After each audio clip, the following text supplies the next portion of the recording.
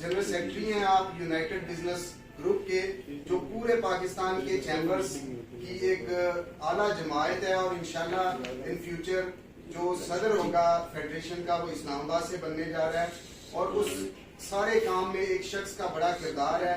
آج وہ ہمارے ساتھ موجود ہیں۔ میں انتہائی ادب سے گزارش کروں گا جناب ظفر بختاوری صاحب، secretary general United business group, کہ آپ بھی دوستوں سے خطاب فرمائیں۔ تھوڑی سی بات رایا صاحب نے مجھے اشارہ کیا۔ بسم اللہ الرحمن الرحیم۔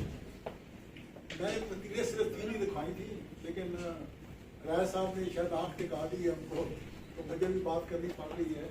تو میں نہیں چاہتا کہ آپ اپنے کام سے آئے ہوئے ہیں تو مختصر بات چیت ہونی چاہیے، آپ مبارکباد دینے آئے ہیں تو آپ کو ویلکم کرتا ہوں۔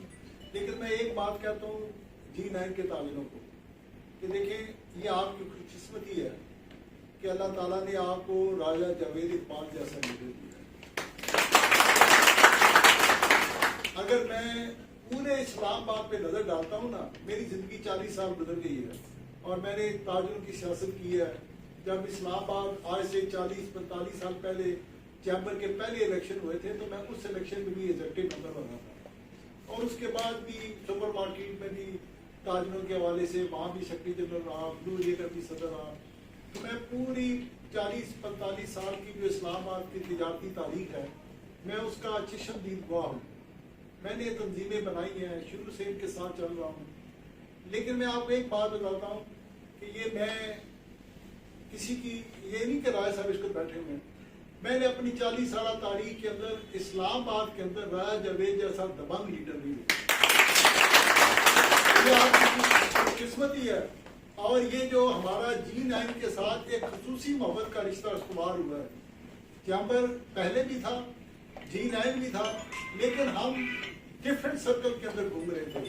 چیمبر اپنے سرکل میں گھومتا تھا، G9 جو تھی وہ اپنے مرکز سرکل میں گھومتی تھی۔ اور اگر ان دونوں دیکھیں، ہم دونوں نے تاجروں کی خدمت کرنی ہے، انہوں نے G9 کی کرنی ہے، چیمبر نے پورے ملک کی کرنی ہے، اور ہم میں ہوں میری جیسے کہ انہوں نے کہا کہ فیڈریشن کے لیول پہ پورے ملک کی سیاست یا تاجروں کی، اس کے اندر میرا کردار ہے۔ تو جب ہم تینوں سرکل مل کر کام کریں گے تو ہم ایک دوسرے کا ہاتھ بٹائیں گے، اور ہمارے اس شہر کے اندر، ہمارے G9 مرکز کے اندر بہتر سے بہتر کام ہوں گے۔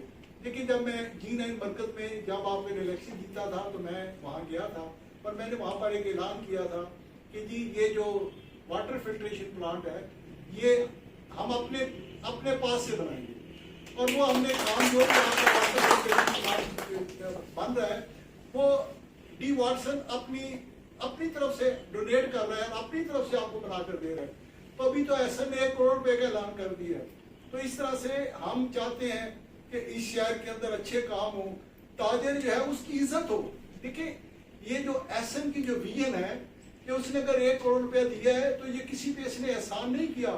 ہم یہ چاہتے ہیں کہ جب بزنس مین کو اچھا کام کرتا ہے، سوسائٹی کی ویلفیئر میں آتا ہے، تو معاشرے کے اندر اس کی عزت ہوتی ہے۔ اور ہمارا المیہ یہ ہے کہ جو ہمارے جو عوام ہیں، ہمارے جو لوگ ہیں، یہ تاجروں کو سمجھتے ہیں کہ ڈاکو ہیں، چور ہیں، لٹیرے ہیں، ٹیکس چور ہیں، حالانکہ ایسا نہیں ہے۔ اگر ڈی واٹسن بھی ہے نا، احسن بختاوری ہے، ظفر بختاوری ہے، تو ہم نے 50 سال محنت کی ہے، دیانتداری سے کام کیا ہے، ایک برانڈ بلڈ اپ کیا ہے۔ اس ملک کے اندر برانڈ بنانا کتنا مشکل کام ہے، آپ لوگ شاید اس سے نہیں واقف ہیں۔ میں سمجھتا ہوں کہ اگر آپ اپنے اولاد کو صرف ایک برانڈ نیم بنا کر دے دیتے ہیں تو میں سمجھتا ہوں اس کی نسلوں کے لیے وہ کافی ہے۔ تو برانڈ جو ہے وہ اتنا امپورٹنٹ ہے۔ میں کہتا ہوں کہ دنیا میں جو ملک امیر ہیں وہ اس لیے امیر ہیں کہ ان کے برانڈ ہیں۔ غریب ملک اس لیے غریب ہے کہ ان کا برانڈ نہیں ہے۔ اب لندن میں آپ چلے جائیں، وہاں پر کوئی ٹیکسٹائل کی مل نہیں ہے، کچھ بھی نہیں ہے۔ پوری دنیا سے کپڑا بنتا ہے، قمیضیں بنتی ہیں، اس پہ وہ ٹھپا لگاتے ہیں اپنا سینٹ مائیکل کا فلانے کا، 10 روپے کی چیز خریدتے ہیں وہاں سے اور اپنا ٹھپا لگا کے وہ 10,000 کی بیچتے ہیں۔